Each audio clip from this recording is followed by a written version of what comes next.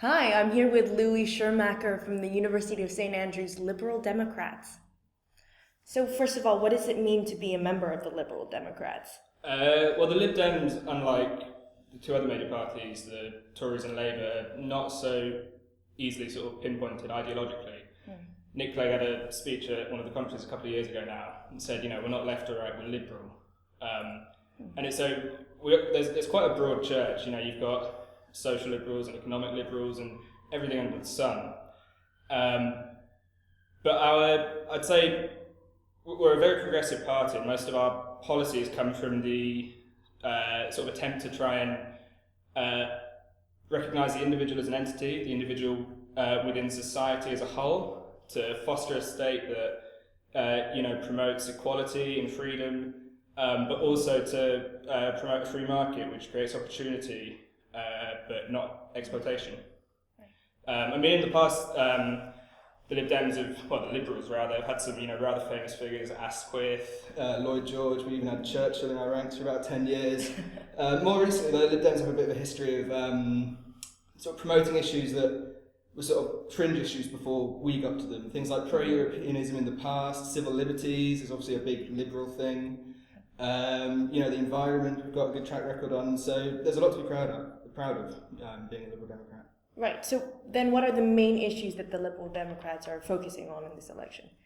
Well, it's quite hard to say because everyone's opinion changes, even within the party, because obviously here in Scotland it's the Scottish Lib Dems who are sort of like an offshoot of the Liberal Democrats, the English party. So, but as always, the economy, the NHS, education, tax, and I'd say the environment for us as well, sort of a rough five that I would say. With the NHS, for example, we've got quite a good track record, I believe. We've brought out a trial process, which was in our manifesto last manifesto rather, that would allow patients to choose their GP, so they have confidence in, their healthcare. Yeah. It's only in its early stages, but it's things like that we're trying to get done. We've invested £400 million in psychological treatment for the first time, aimed at the beginning stages for children and teens, which is a really big thing, and I think draws us back to this thing of fringe issues being moved more to the fore by us. Mental health is definitely a big thing for us this time around. And then for the 2015 election, we've promised £8 billion to be invested in the NHS to protect it from sort of Tory privatisation, to help us continue fighting back against the old Labour policies, which give sort of priority to private companies at times. We've also pledged an extra 400 million in what am I thinking of? Care support and mental support to match what we did last time. Right. Sorry about that. And to continue our sort of track record on that. Just today, for example, I think 150 million was pledged for carers as well. Because they're the unsung heroes, if you like, of a lot of British lives, and we can reduce the burden on them. That would be an excellent thing we could try and do. If we move on to the economy, if you don't mind, we've helped halve the budget deficit, more than halve it, and we are on track to have it, completely balanced books by April 2018. We've acted as a moderating influence on the Tories in Parliament, trying to stop as much of their ideological cuts as much as possible. We've got a clear plan for how we're going to get through the deficit. It's about 12 billion in departmental cuts, 7 billion on cracking down on tax avoidance from rich individuals and big businesses, about 3 billion from welfare. So again, good track record. And the other thing to mention is that we still occupy that centre ground between the Tories and Labour. We want to cut 50 billion less than the Tories, but we also want to borrow 70 billion less than Labour. So it's really we often act as the sort of mediating influence between them, if you like. Right. All right. But what about specifically for St. Andrews students? How does this affect them? What will this do for them if the Liberal Democrats?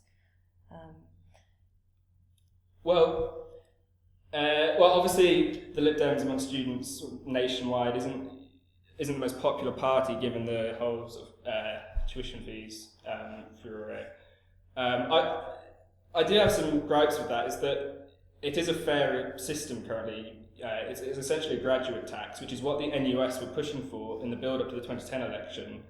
I mean, it does look bad for the party, and it wasn't handled that well. But people have to remember that we actually lost 5 seats compared to the 2005 election, despite the whole Clegmania, Lib Dem boost. You know, we received 25% of the votes, we've got about 12% of the seats, and we're the much smaller party in government. And you know, tuition fees wasn't a key manifesto pledge, and you know, we have to act pragmatically. It was one of the first things the Tories did. They wanted uncapped fees entirely, and if we just said no before you know it, the coalition would have collapsed, and you know, most likely a Tory majority would have been elected because people would have thought, okay, coalition doesn't work, the Liberals aren't up for it. It's their first time in government in generations, and you know, they're not bothered. So I think overall we did the right thing. You know, there's higher numbers of poorer ethnic and minority backgrounds going to university than ever before. You pay back less than you would have done under the previous system. So students, I know, you know, when you see £9,000, I mean, that is triple 3,000. You know, written down, it does look bad, but in the grand scheme of things, I think it is a fairer system and it helps people. In terms of what the Lib Dems are going to do for, you know, students here and students in general, I mean, we're continuing to you know, help young people. I think for under 21s, we're trying to get a 2/3 off bus tickets, like a bus card thing, which is right. For me at least that would have been really helpful about 5 years ago. You know, 2 million apprenticeships rather being created, and we're trying to continue that into the next into the next election by, you know, giving tax cuts to businesses that, you know, bring on more apprentices and things like that. So, you know, I think we still are the party that you know, should resonate with, you know, younger voters. You know, we're the most progressive, I believe. But I mean, this election will tell.